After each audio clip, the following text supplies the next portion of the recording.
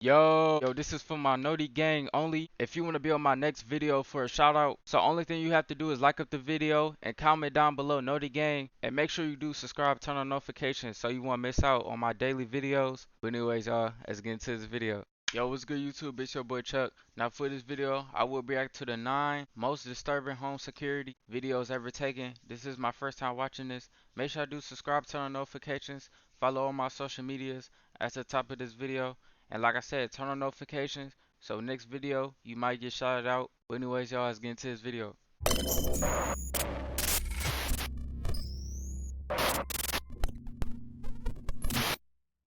Number 9.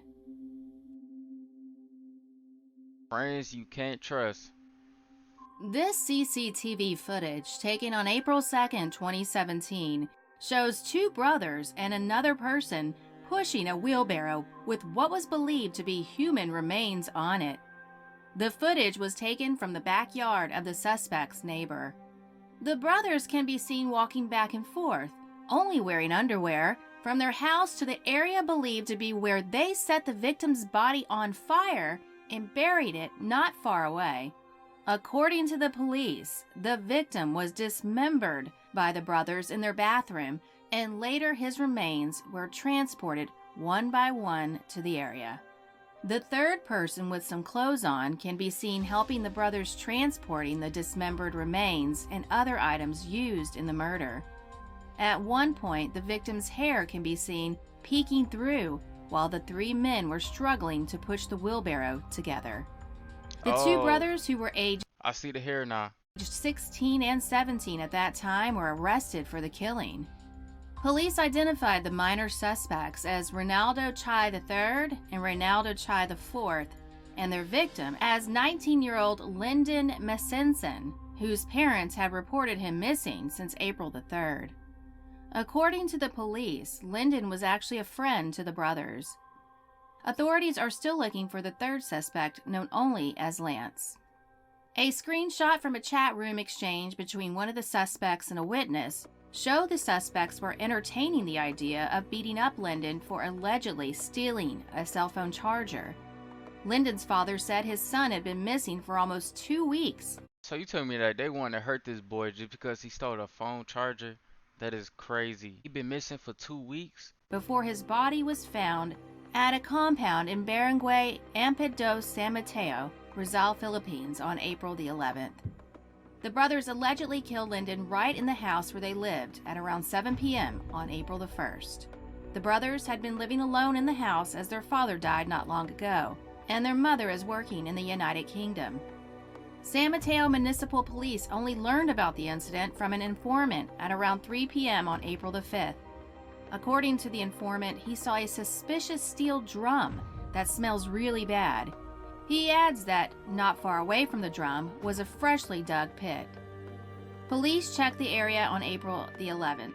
In the yard, they dug up the drum with the victim's dismembered body in it, along with the tools allegedly used to decapitate Lyndon: a wood saw, a knife, a hacksaw, a metal saw, a pair of sheet shears, a hammer, and a bolo.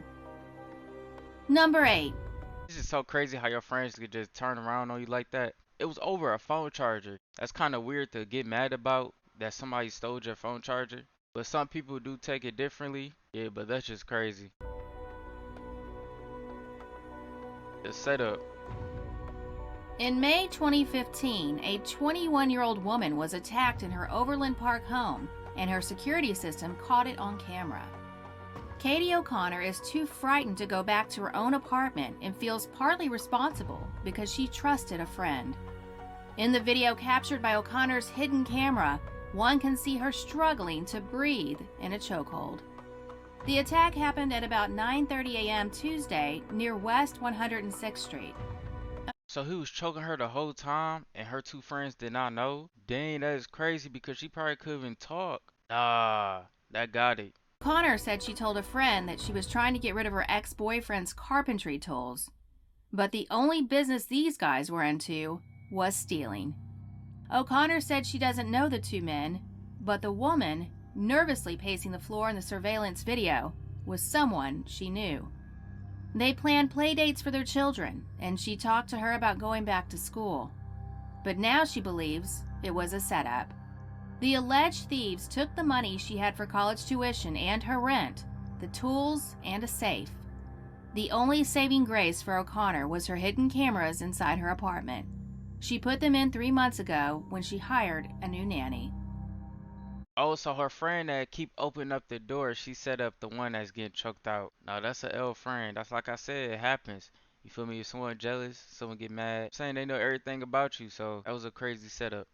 Number 7. Mary Hunt. Who that? This disturbing video released by a millionaire businessman shows his ex-fiancée striking herself violently in the face. According to his ex-fiancée, he abused her, but the video showing her hitting herself is raising questions. Dang, she is tripping out. What is going on? She need to calm down. And they said her husband is a millionaire? The woman in the video is 29-year-old Mary Hunt. She is seen slapping herself on the head over and over again while sitting on a bed in a pink top. Mary claims her ex-fiancé Scott Mitchell, 45, was violent towards her, and she suffered black eyes and bruises at the hands of the Florida businessman. Attorneys for Scott are releasing selected clips from his home security system to refute Mary's claims that he was abusive. Scott's attorney said, "There is no evidence that he ever beat her.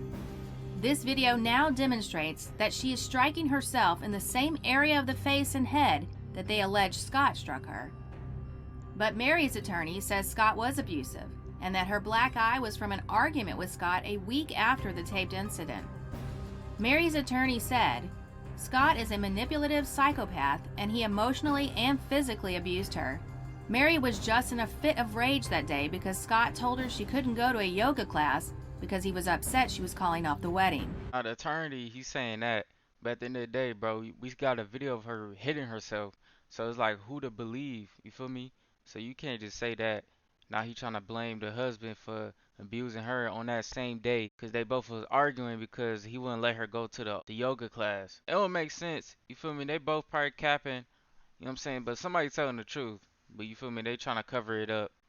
And she probably trying to take his money because he a millionaire. You never know. Mary's lawyer points to another video of Scott as evidence of his hot temper, in which he is shown telling Mary to get out of his house. Scott has accused Mary of stealing nearly £2 million worth of jewelry from his mansion when the pair separated in 2015. Scott filed a lawsuit against Mary and her parents over the theft. He claims Mary stole diamonds, gold, and jewelry from his home before shipping them to her family home in Virginia. Oh yeah, for sure. I ain't gonna lie, that video of her hitting herself, yeah, for sure. She wanted to get his money. $2 million worth of jewelry? Oh yeah, she was trying to get his money. She was probably just trying to act it out. Probably paid the attorney to say all that fake stuff so they both could get money. In October 2015, Mary Hunt was charged with grand theft.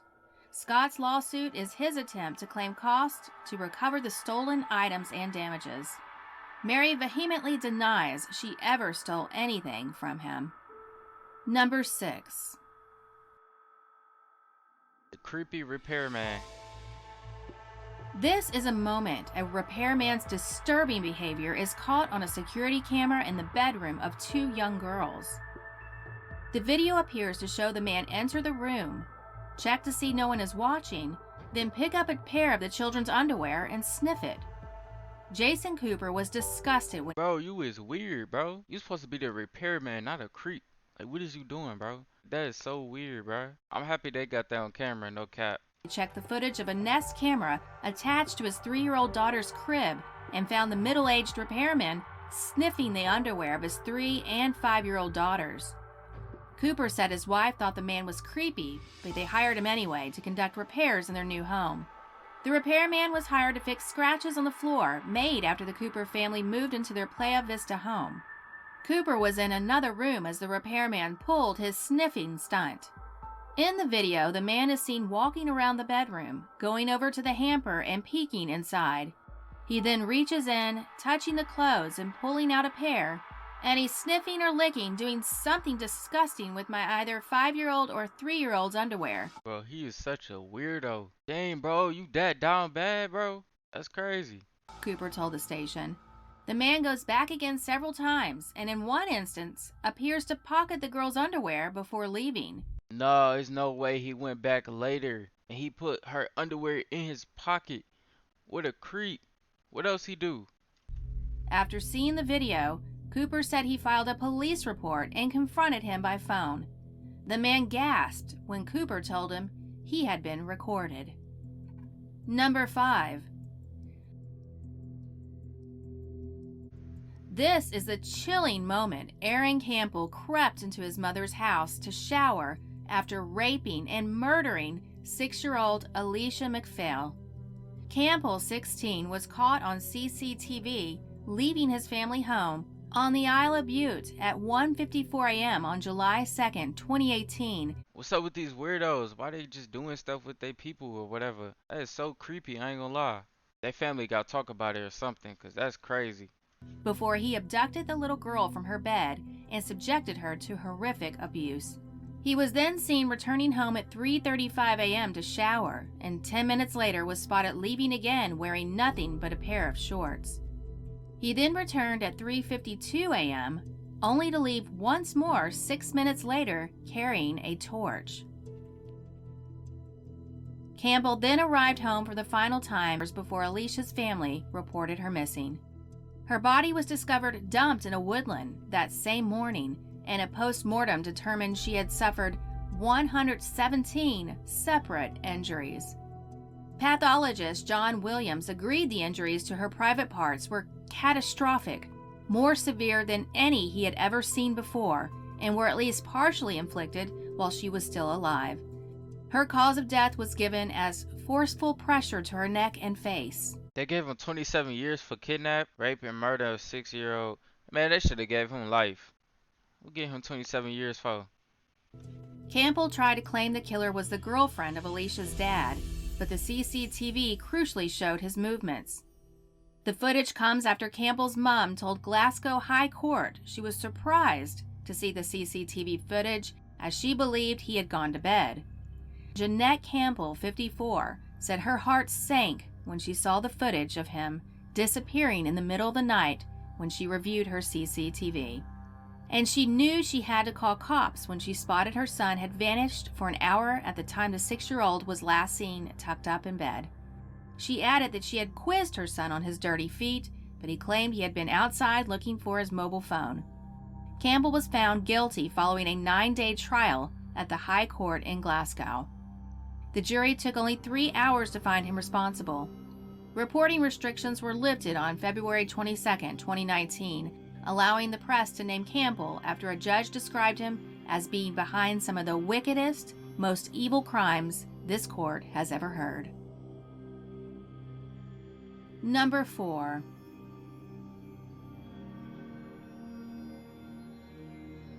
On November 7, 2016, police in Wyoming, Michigan released a haunting video showing Brady Ostrike, a Craigslist killer, setting up a sex torture dungeon where he kept an 18-year-old girl chained for 5 days before killing her. The disturbing video shows Ostrike gearing up for the eventual abduction, Bro got all type of weapons. Like, what is wrong with this? He got all type of weapons. What is wrong with this dude?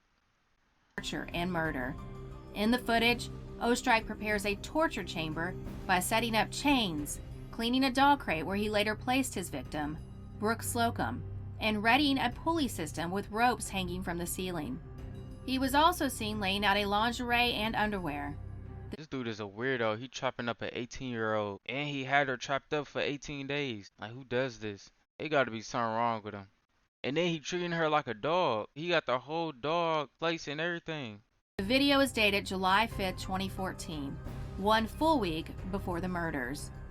Another video, dated July 12th, shows Ostrike loitering in the basement and his bathroom. That bathroom is crazy. That's a messy bathroom, no cap. Hours later, Brooke Slocum, 18, and her boyfriend Charles Openair, 25, were supposed to meet with Ostrike after connecting on the online marketplace Craigslist. Ostrike allegedly was to pay the pair for sex. Police alleged Ostrike killed and beheaded Openier the night they met up. However, police believe he kept Slocum, who was 8 months pregnant, captive in his basement for 5 days. Openier's remains were recovered in Gizon Park, but his skull was never found then. On March 26, 2019, police discovered Openier's skull in Kent County. They used dental records to identify the skull. After Ostrike was tracked down via email and Facebook, police identified him as a suspect. A day after finding Openier's body, they prepared to raid his house. Once pursued by police on July 17th, Ostrike attempted to get away, but his vehicle crashed and he took his life via self-inflicted gunshot wound. Slocum's body was found in the trunk of Ostrike's car inside a suitcase. Her baby, who she had already named Audi, did not survive. Police released hundreds of pages of reports and pictures, along with a surveillance video, in accordance with the Freedom of Information Act request. In Ostrike's home, police found whips, swords, and bondage tools. They also found dozens of restraints, ropes, sex toys, and cattle prods strewn across his dilapidated home. In addition, they recovered a medieval mask and chainmail gloves, medical gloves, and syringes. Police also recovered a sex slave contract. The contract was written by hand and involved sickening clauses such as, "I must obey my master," and "pleasure, I must earn it." And in another disturbing twist, officers who collected evidence from Ostrike's home found a child's sippy cup, a baby doll with a noose, and suitcases filled with women's clothing. But they saw no evidence of any children inside the property. Police also called in the FBI when they discovered a map of the U.S. hung on Ostrike's wall, covered from coast to coast in pushpins. Authorities panicked and thought they were dealing with a serial killer, but a former girlfriend told them that the pins represented places where he had stored food in case of the apocalypse. The report says more video, which was not released, shows Slocum still alive and being held captive in Ostrike's house. Dang, he got all them weapons in his crib. That is crazy. The last tape is dated July 17th, 1 p.m. Slocum is first seen on Ostrike's depraved video being dragged into his Taft Avenue house with handcuffs on at 1 a.m. on July 13th. According to the police reports, he wrapped a chain around her neck that had been bolted to the bathroom floor and forced her inside a dog cage. Her arms were then attached to a pulley system suspended from the ceiling, which he could manipulate at will, controlling her like a puppet. Slocum is then seen to be repeatedly assaulted and forced to smoke marijuana for several days, the documents show. The video appears to show Ostrike convinced Slocum that Openier is still alive before he kills her. The autopsy carried out on Slocum revealed that her cause of death was strangulation. It's crazy because I didn't even know she was pregnant until now. I ain't gonna lie. Number 3. A stranger in my place. A Texas woman has told of the terrifying moment a man broke into her house in the middle of the night and put his hands over her face and neck before attempting to sexually assault her.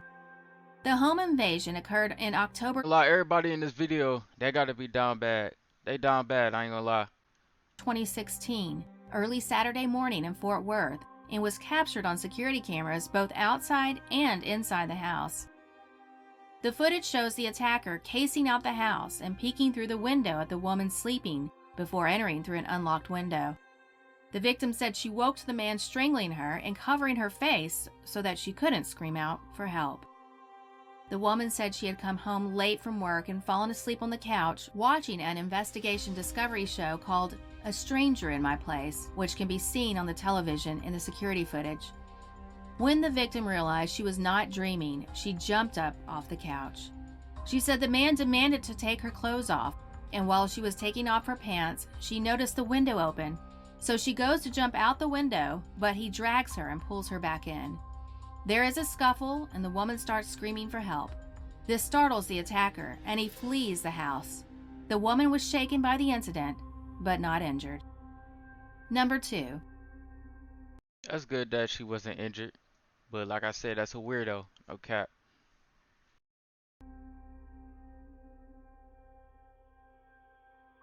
In December 2013, this chilling footage has been released showing a burglar standing over a sleeping pensioner as he raids her home.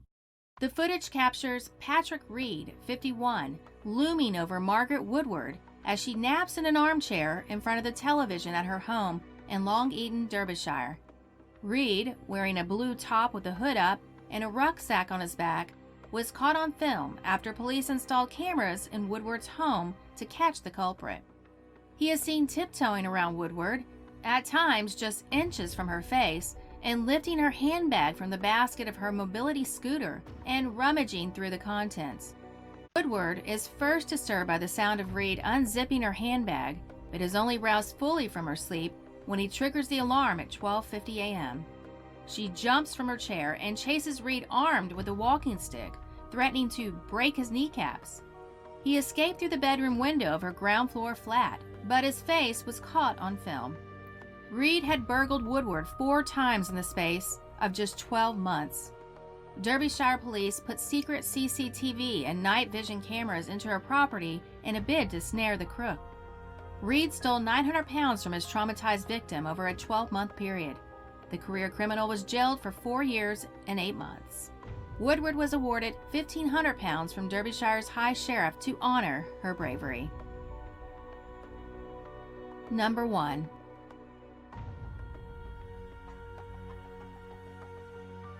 For the past 3 weeks, Noel Bracey has sensed that something was wrong. She has a feeling someone is watching her, and that she heard someone moaning outside her window. Noelle lives in a gated apartment complex near Vance Jackson and Huebner. Although she had felt safe in her apartment, her suspicions were proven correct early Monday morning on January 8, 2018. I opened my blinds right here and I was face to face with him, but I couldn't see his features or anything, Noel Bracey said in an interview with the station. That's why we decided to get the camera. Bracey set a camera on the ground outside her bedroom window, and the next day it captured the man she suspects has been watching her for 3 weeks. The surveillance video showed one man looking inside Bracey's home. After a few seconds, he appeared to notice the camera and walked away.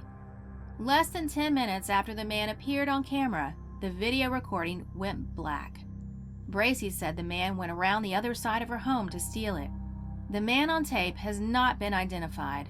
However, Bracey wants to warn others who have that same anxious feeling. No, that's a weirdo. So you told me that he went around the whole house just to steal the camera, and it's still posted. Like, what is he doing? That's crazy. But what's up with these weirdos just doing weird stuff? That's just tough though. If you gotta do all of this and then get jail time, this is so bad. I ain't gonna lie. They really putting their life on the line to do dumb and weird stuff. Make sure I do subscribe, turn on notifications, follow all my social medias. That's at the top of this video. Appreciate all the support lately, y'all. And like I said, turn on notifications so you won't miss out on my next shout out video. But anyways, y'all, I'm out.